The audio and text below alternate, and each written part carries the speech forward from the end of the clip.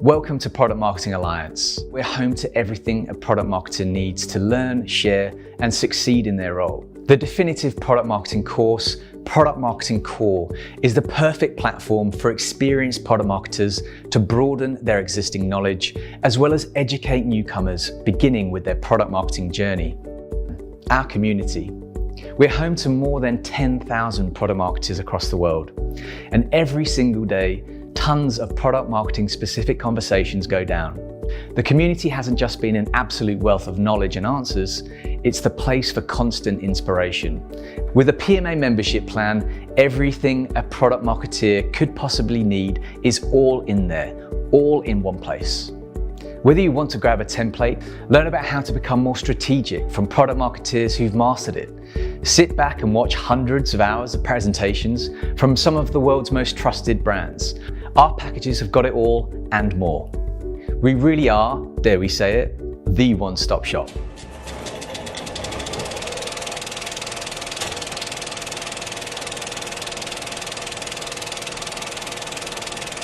Great. So I'm Vitali. I run product marketing at Vimeo. Super excited to be here and having great conversations with all of you. I'm going to talk today about video marketing, which is kind of pretty predictable for a person who works at a video company. It's this CTA, the greatest CTA of all time, that video play button over there. That's what we're going to be talking about today. How many people here actually use Vimeo? Oh, wow. That's awesome. Quite a few.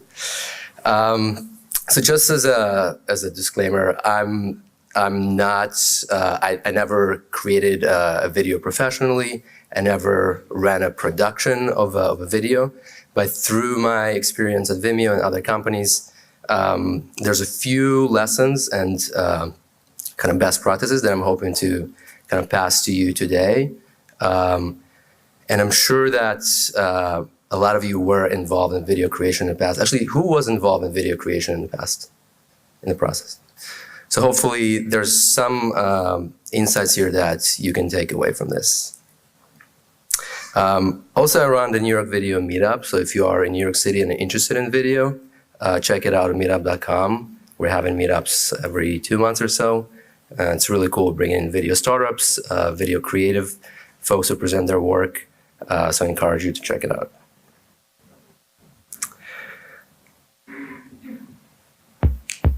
So a little bit about Vimeo. I came to Vimeo 3 years ago. To me, Vimeo, kind of the video that you see here is called The Story of Vimeo. It kind of describes how Vimeo is this community of explosive creativity of filmmakers. And when I saw this video about 3 years ago, that was kind of my why moment for Vimeo. And the reason for that is because Vimeo, unlike any other company that I worked on at least, it's not just a technology company, it's where technology meets creativity and art and community, the best community of filmmakers around the world. And that was my why moment. So since then, I've been at Vimeo working in product marketing, building the product marketing team. So I hope this is not a motivational speech, but I hope that each one of you has the why for yourself. And shameless plug, if your why is kind of similar to what I just described, we're hiring and expanding the team, so reach out to me. I'm not going to have too many shameless plugs in the presentation, but there are a couple. That's the first one. But Vimeo is not, let me see if I can go to the next slide.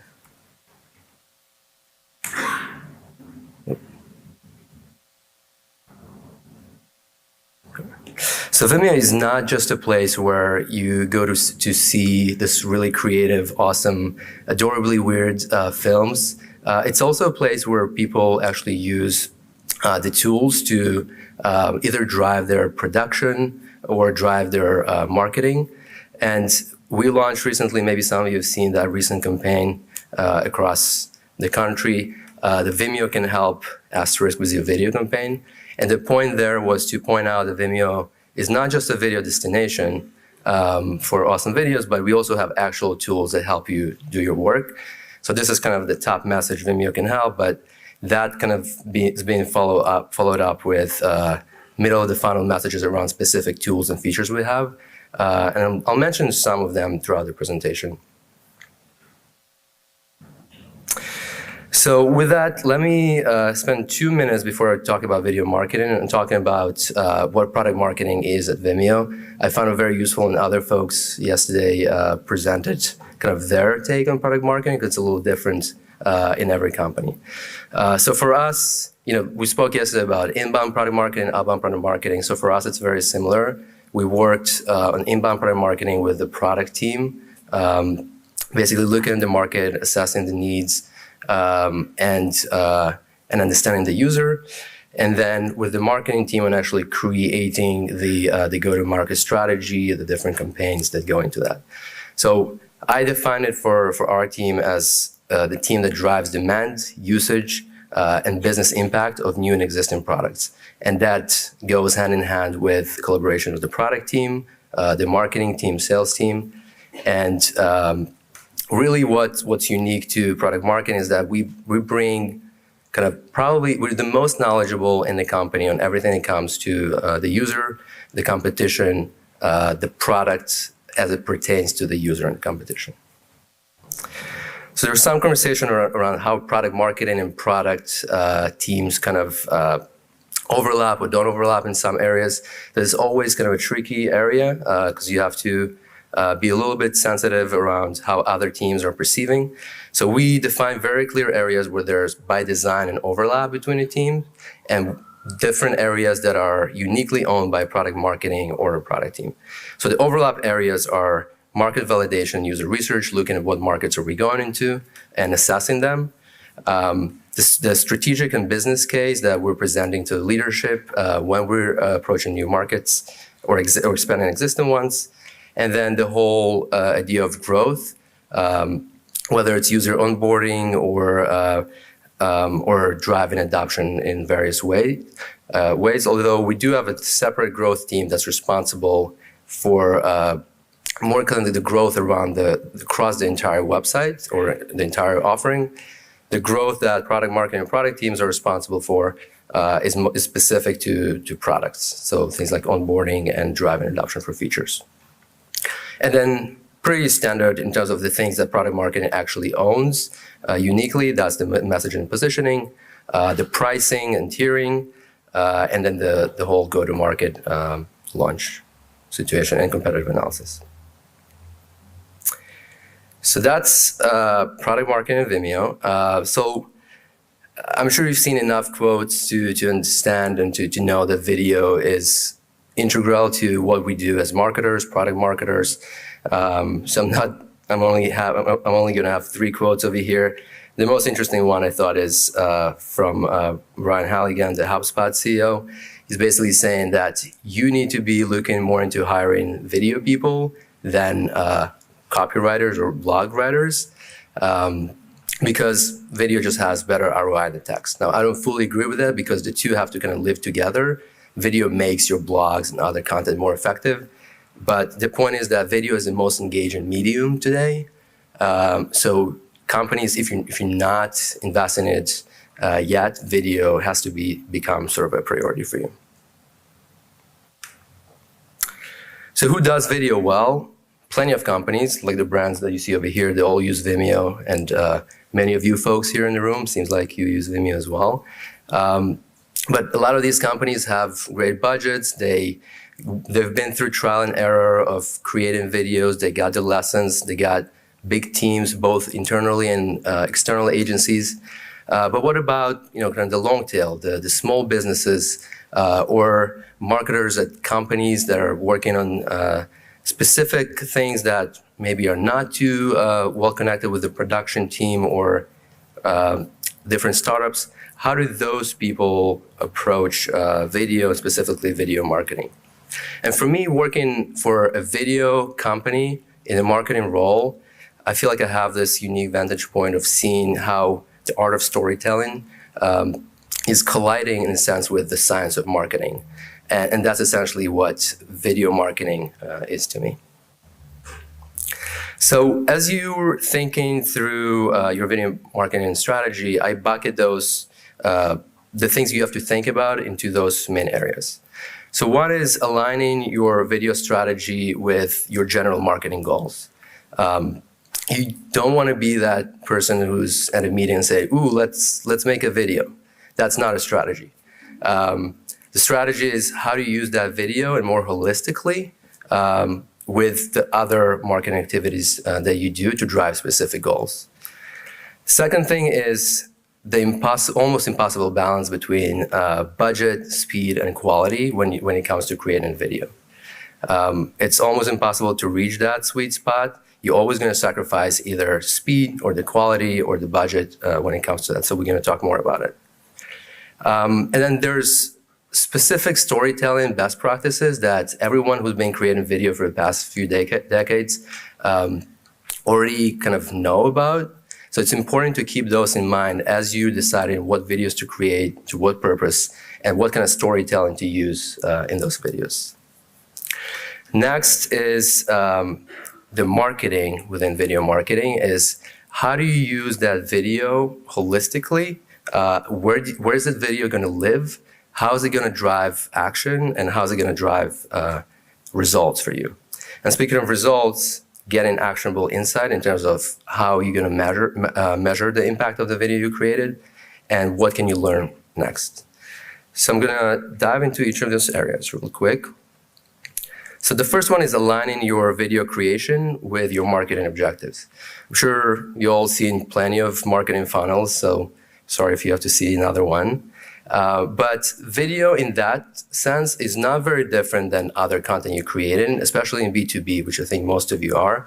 And that's because when you create in a video, it has to live in a specific part of a funnel for a specific goal. If your goal is to drive awareness and position your brand, then the type of videos you're going to be creating are social, snackable, entertaining content, educational content, things that you can teach something your target audience about an area that's important to them, not selling your product yet. Of course, that's the top of the funnel.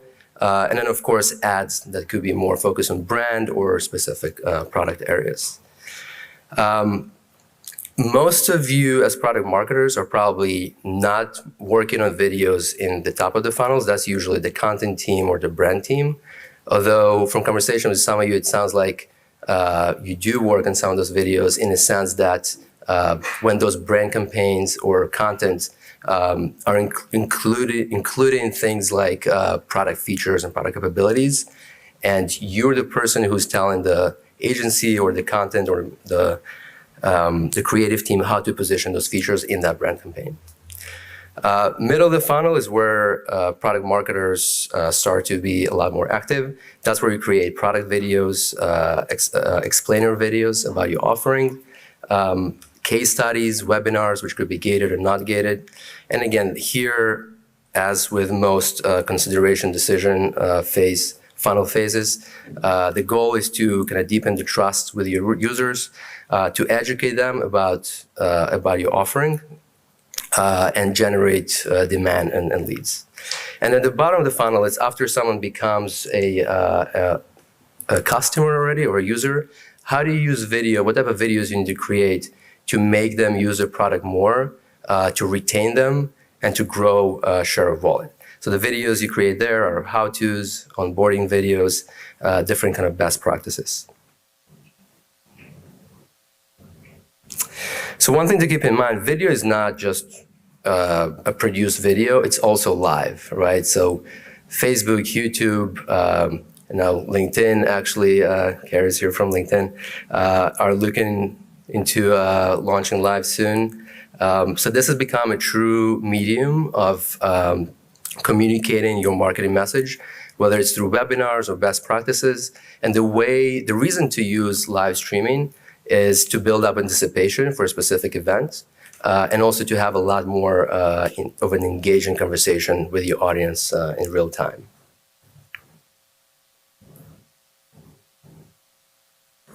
Okay, so let's talk about the balancing, almost impossible balancing between budget, speed, and quality. So like I said, you can only probably get 2 out of the 3. You can get, budget and and speed, but maybe not quality. You can get quality, but not speed. So something has to give. So depending on your goals and the type of videos you're creating, you have to decide what are you actually sacrificing. So then a bunch of questions come to mind when you're thinking about balancing and creating your videos. So the questions that usually come up is, should I produce the video in-house, or should I, if you have a production team, or should I export it to, outsource it to an agency? Are there any shortcuts, any new technologies that help me create videos or help me scale my video production much faster? How much should I spend on the video? It's always very important. How long my video should be, depending on the type of video you're creating. That actually drives, as you see in the next slide, that drives a lot of the decision making around where this video lives and how much you spend on it. And then finally, if you're creating a video, how do you make it not a one-off project, but actually an evergreen, ongoing initiative? So let me start with the shortcuts. 3 examples for shortcuts to lower the barrier of production. So one is if you are doing a live event, so there's another shameless plug. There's a live streaming camera by Vimeo. It's called Mevo. It's a full-on production packed in a palm-size device. That's a camera that's operated with your mobile device, and that allows you to have maybe not full-scale professional-grade live events, but definitely quality live streaming with all the effects that you would expect from a live production, including zooming in, lower thirds, and things like that. So if you're looking into producing live events and you're looking to start small, this is kind of a great shortcut for you, which you will not need a full kind of live production team for that. Second thing I want to talk about is stock footage. So anyone here has used stock footage or knows what it is? Okay, so a few of you. Stock footage is essentially, it's a shortcut when you're working on a specific project and you don't have that specific shot of a blue-eyed Labrador walking down the street in Chicago. You would go to a stock offering and you'll be able, hopefully, to find something similar to that. And what that allows you to do is really scale production and cut down on the time that it takes you to create a video, because you don't need to produce all the content anymore. You actually have it ready. So Vimeo Stock is an offering that you can use for that. And the third one is what I call do-it-yourself social video creation apps, which is becoming pretty popular.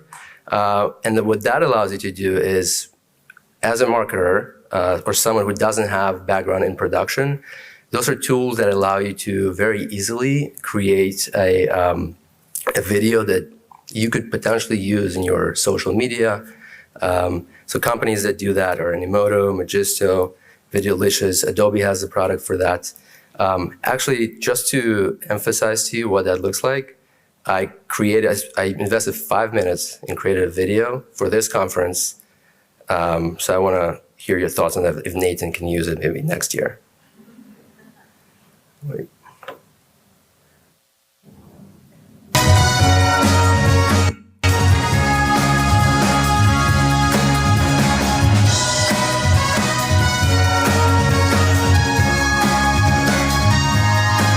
That's stock footage. That's an actual shot I took yesterday.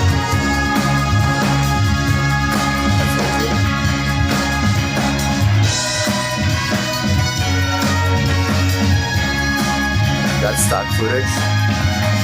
That's stock footage. And that's me.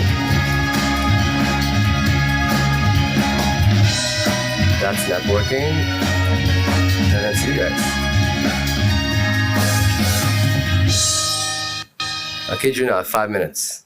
Now, is it great? Maybe not. But if I invested a little bit more time and had a little bit more quality content in there, and the copy was less cheesy, I think Nathan could probably use it. It's up to you guys.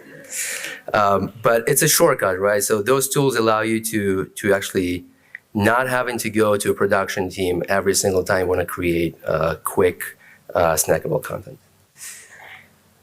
Let me see.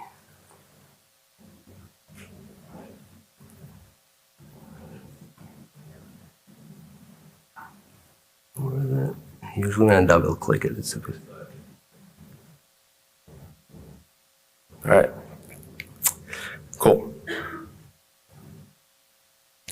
So these are your shortcuts. Now, when you don't do shortcuts, this is what the consideration could potentially look like. Now, it's not exact science, but what I've found is, and this is also some of this information from Forrester, that the type of video you create is closely tied to the stage of the funnel the video is in, whether it's pre-sales or post-sale, and that's tied to whether you should be looking at an agency or in-house production.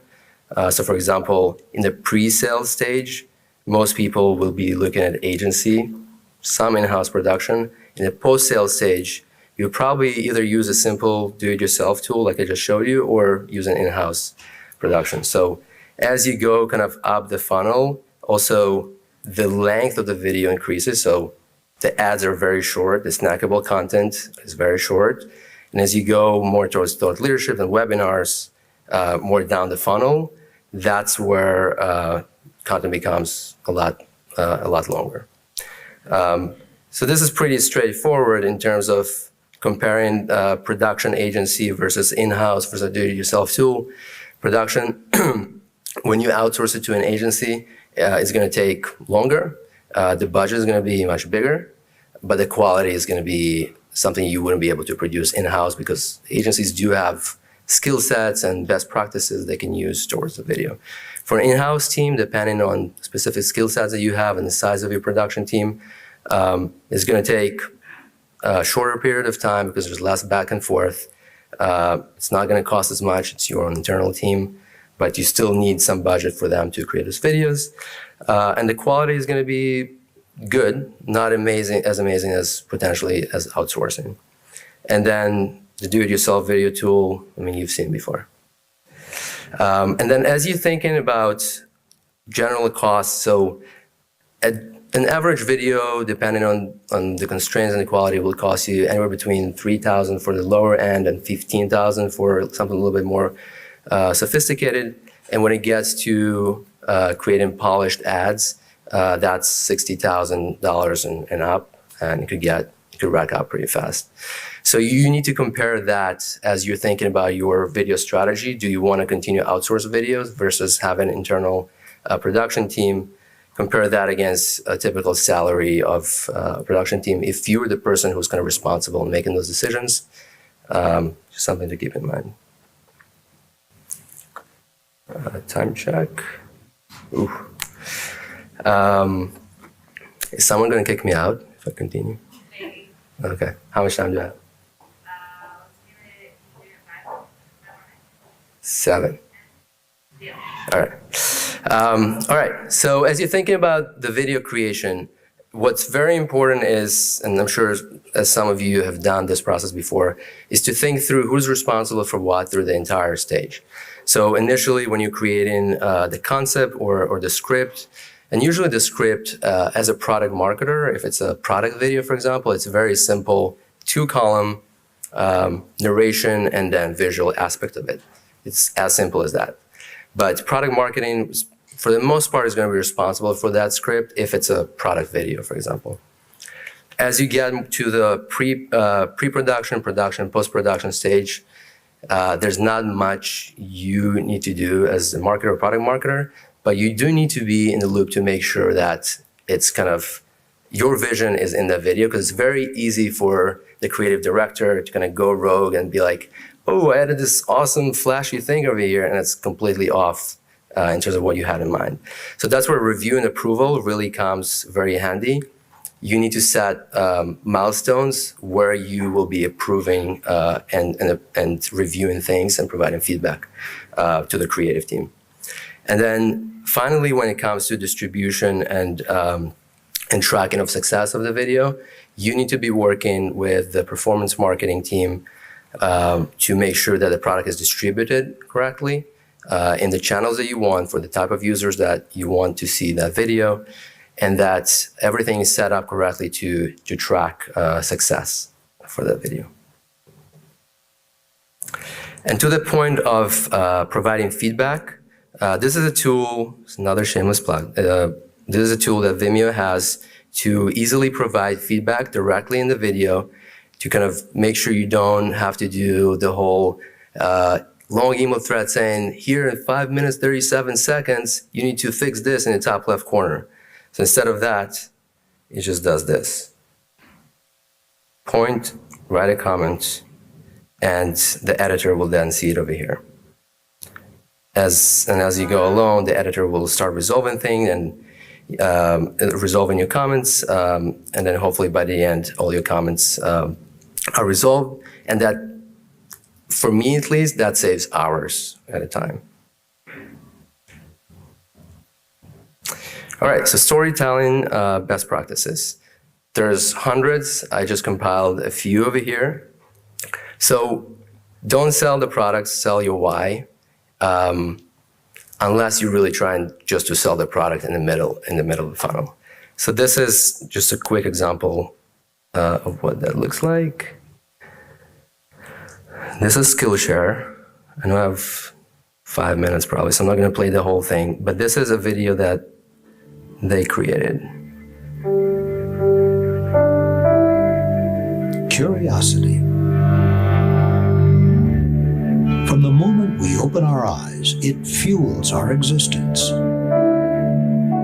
It's the delight in discovery, the wonder of, well, wondering. Someone great once said, to learn is to live. Look up who, it'll do you good.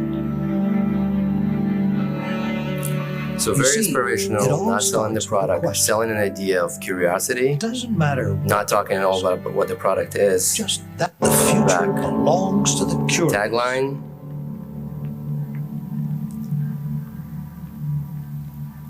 And a very subtle CTA. So this is selling the why. Humanizing your brand with employee faces and customer stories. A quick example of a coffee shop in Brooklyn. They actually created a series where they talk to people who come to their coffee shops, and they're really talking about, you know, their stories of what are they doing with their lives. And it's been driving a lot of engagement for this coffee shop. And it's very authentic, very cinematic, and it's been really working great for them. All right, I don't have much time, so. Jeremy and I we really want to make a point of sitting down and spending time with. Teach what you know. So again, establishing yourself as an expert in the space is something that you would do. You would use video for.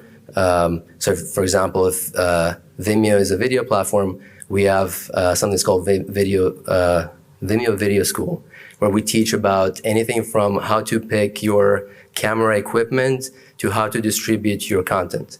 Now, Vimeo is not a camera company, but we know that it's important to the type of user, so we create videos on that.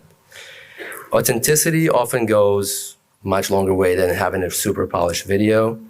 And then visual consistency with your brand. So the video needs to be, wherever the video lives, it needs to look like everything around it, part of the campaign. If it's part of the landing page, or if it's in an email or in social, it's very important to have this visual consistency for the video. And the last one is using emotion to kind of humanize and drive action. I think something got cut off over here. But essentially, you know, happiness, sadness, all these emotions, they drive specific call to actions. And it's amazing when you can kind of really cater to it. Just a quick example of using humor, for example. This is sort of like a horror movie. You see that kind of horrible situation.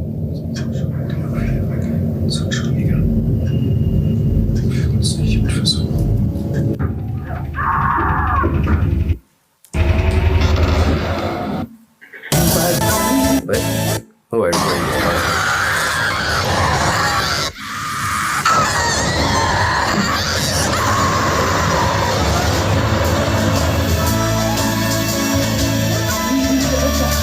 Young, but using a very unexpected humor.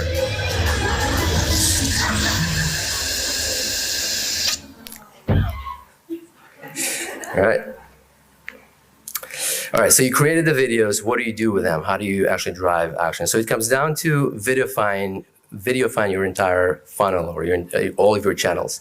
From having videos on your social, depending on what type of video you create and what type of goal, to having video, to driving people from social to your website with specific call to actions, and then converting them on your websites to lead opportunities, nurturing those users with video, and then finally delighting them as users.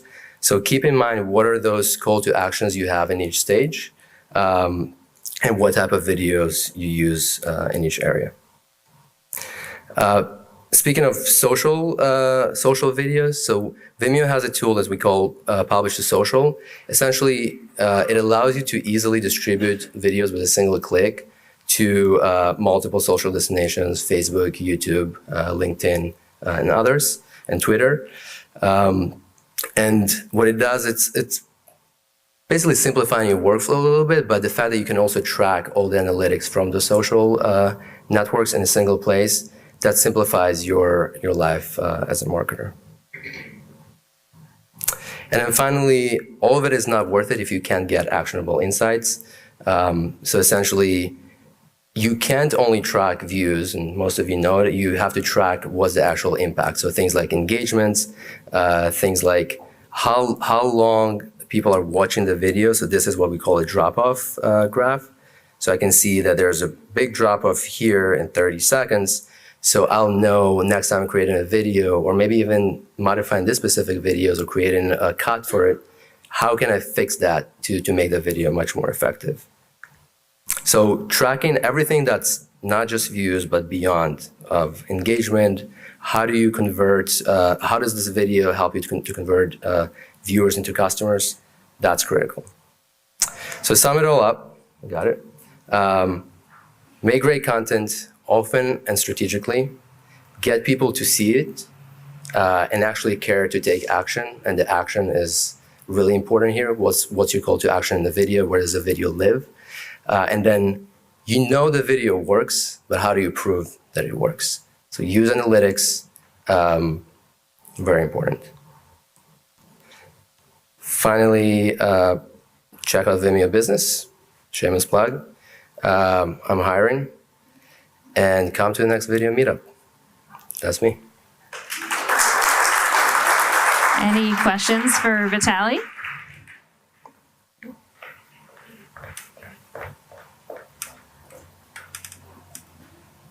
Your very last bullet point on the slide, which was make sure it works and measure success beyond views and plays. Yep. Could you just speak to that really quickly? What are the things, how do you measure success beyond views and plays? That's something we've struggled with. If there's not really a clear call to action within the video itself is the thing to do, is to watch it. So how do you make sure it's driving conversion? How do you measure that? Yeah, so one way, depends what you want to measure. So one way to measure is kind of what I described, kind of where in the video you're starting to lose people. So that helps you to improve the video and video strategy later on. Besides that, you have things like, so for example, Vimeo has integration with Google Analytics. So you're able to track how video performs within kind of the overall Google Analytics campaign.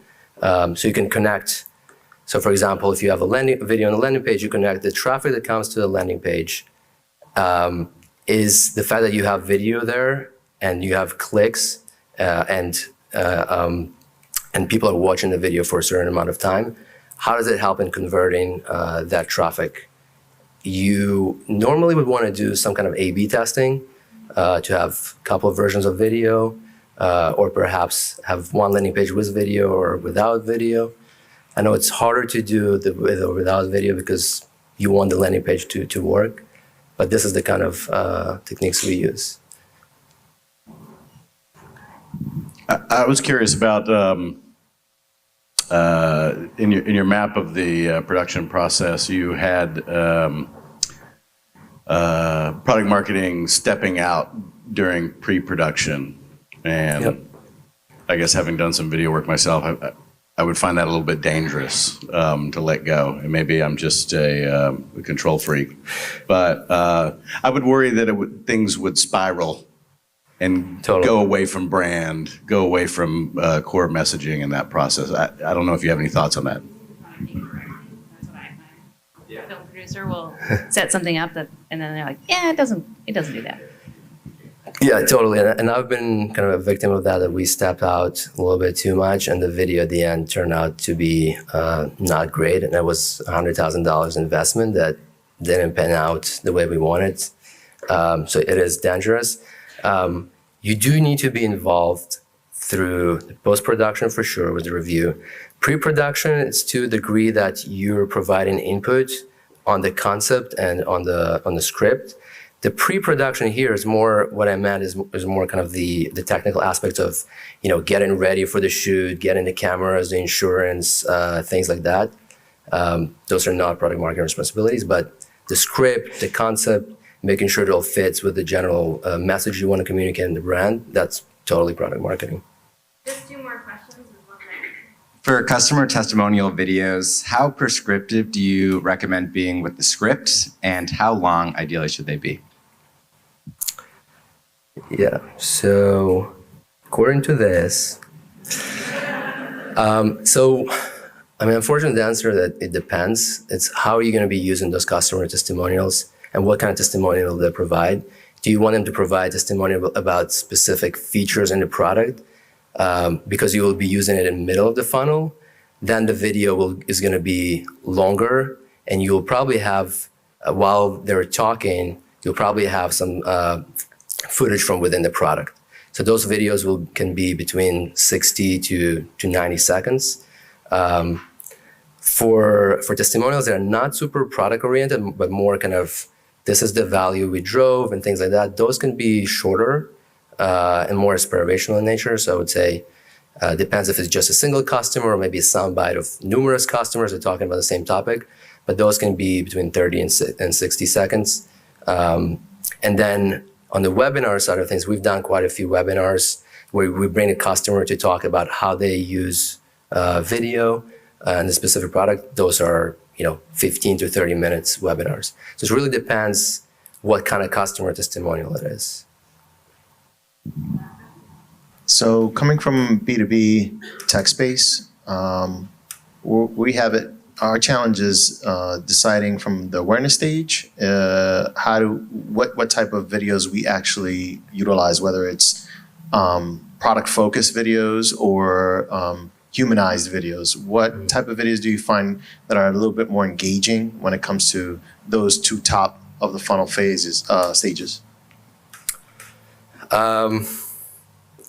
So again, it kind of really depends on the goal that you're trying to achieve. When the person, and again, depends on, you have to look at the lead. Where did they come from? What did they see before that? Right, kind of automate that process. For the most part, product videos is what people are looking at the stage where they're like, okay, I'm aware of the product. I'm aware of the problem that it solves. How do you guys solve it? And how are you better than competitors in that space?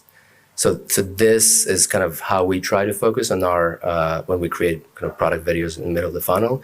But general awareness and customer testimonials are also very helpful there. So you got to use kind of